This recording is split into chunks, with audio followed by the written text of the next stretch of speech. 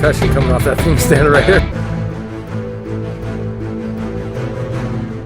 Rarely do you see a firearm as hyped as the IWI Tavor. After all, battle-worn, proven rifles aren't introduced into the civilian market every day, let alone in the much maligned Bullpup platform. Now, in full transparency, I am a huge Bullpup fan. For many applications, I just feel the positives outweigh the negatives, but we'll open that can of worms in a minute. Israelis certainly have a reputation for efficient, gritty, and coveted equipment. Beginning back in the late 90s, the Tavor has rocketed onto the tactical rifle scene. After some early growing pains with the initial release, this squat little bullpup has been refined and polished to its current configuration, leading to its widespread acceptance by the IDF and other forces all over the world. And with its current commercial success, new variants will continue to trickle out, as we saw recently with the release of the X95. And already, aftermarket parts and accessories are readily available, and the selection continues to grow. Alright, great, but why a bullpup? For one, you get a full 16 to 18 inch rifle in a package as compact as an SBR. All this while keeping you away from the ATF's greasy little mitts, as you don't need a tax stamp. And it provides you with the advantages of a longer barrel's ballistics. I've even noticed that on windy shooting days, a bullpup is substantially easier to hold on target at medium ranges offhand. The long mass sticking out in front of you on a traditional rifle is noticeably affected by gusts. Then again, at close ranges or with support, it's not noticeable. But seriously, take a bullpup and a traditional rifle side by side to the range when the winds are kicking, you'll notice it. Now, with a bullpup, there is going to be a bit of a learning curve as you get used to the ergonomics. I've got my fair share of bullpups, and it took me about half an hour to feel as if I could quickly reload from an empty mag with the bolt locked open. Then, once used to the controls, you'll be able to keep up with pretty much any AR. First time with the Tavor. I'm not real proficient with this system yet, but we'll give it a try, see how it goes.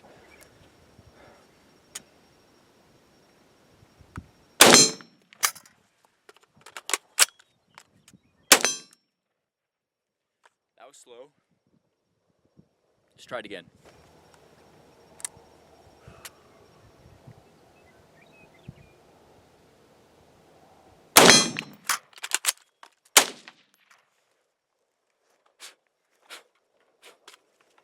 A little better.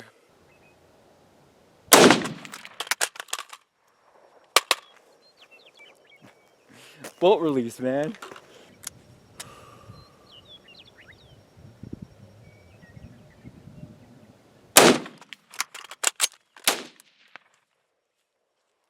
A little better. Let's do one more. I think I can beat that.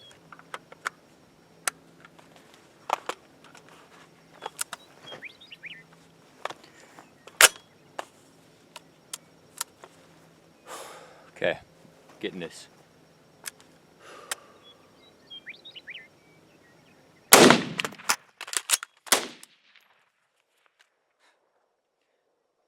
Missed my second shot.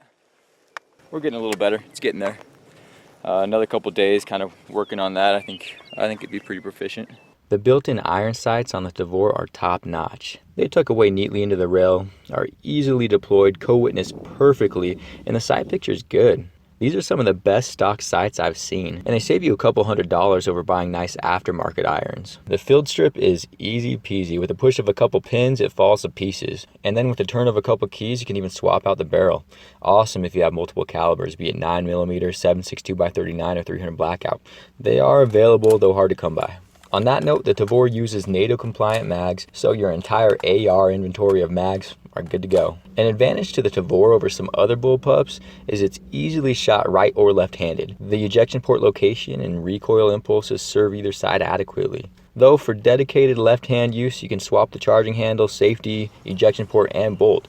You can fully adapt it to any shooter. You can even swap the QD flush cups if you want, right to the opposite side. The Tavor rocks the ever-popular non-reciprocating charging handle. Not only that, but the thing is beefy and comfortable. Yet it doesn't place your knuckles in harm's way with all those hungry edges from your optics mounts. I really like its location and was sad to see that they had to move it back on the X95 to make room for the tri-rail. Though I need to actually try it before I make a real decision. The build quality feels rugged. It's got a high impact resistant polymer stock with steel inserts at key locations just to increase that durability. The two halves are melded together, so there's virtually no chance of splitting. It's going to wear hard. I have heard a few complaints about the Tavor's weight, and to be fair, 8 pounds is on the high side for a 16-inch 5.56 rifle, but the numbers are deceiving. You need to account for how the weight's distributed. It's all tucked back into your body behind the pistol grip.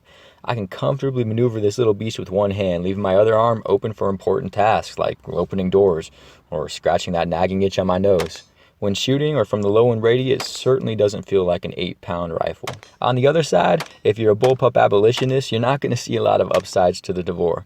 For me, there aren't a lot of downsides, but I can name a couple. For one, it doesn't have a free float handguard, so any varying pressure on it's going to be directly transferred to the barrel, possibly affecting harmonics and decreasing consistency of your point of impact. You can remove the rubber buffer or the U-brace under the handguard, and that's a step in the right direction to free floating it, but it's going to take some more modification to go full free float rail. So for now, anytime you go prone and set that forend on a bag or bipod, your point of impact is subject to being disturbed. That said, accuracy on the Tavor is still excellent for a CQB inclined firearm. With match ammunition, I have no problem hitting consistently in the 1 to 2 MOA range and consistently below 4 MOA with even the cheapest of ammunitions.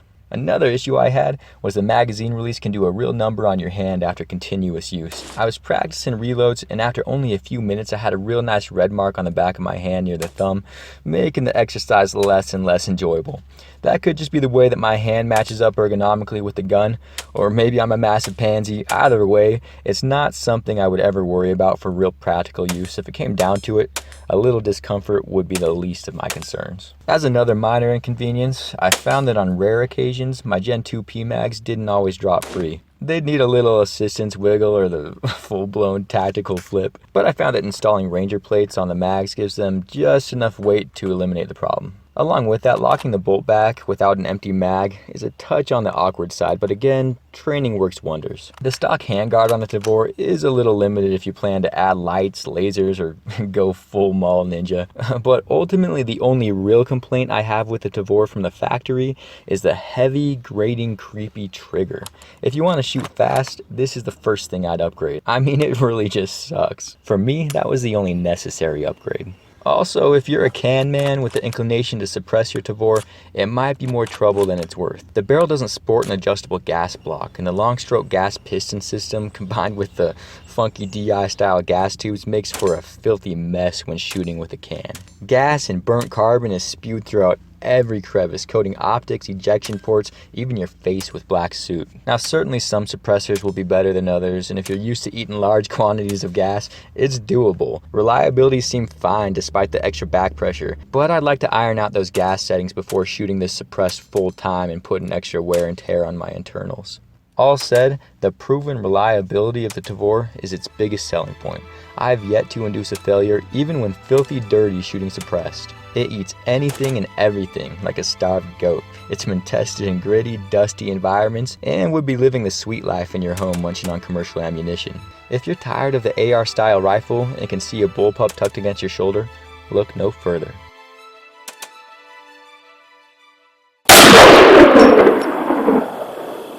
I feel like the Tavor really comes into its stride with a holographic or red dot sight.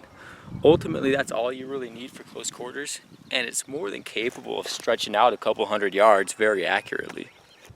I forgot the bolt release. That's not going to cut it. Digression.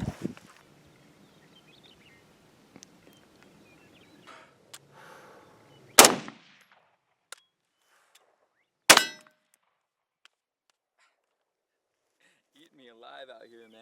Here it is, my ideal Tavor setup. No frills or gimmicks, just a simple red dot or holographic and a sling. Beautiful time.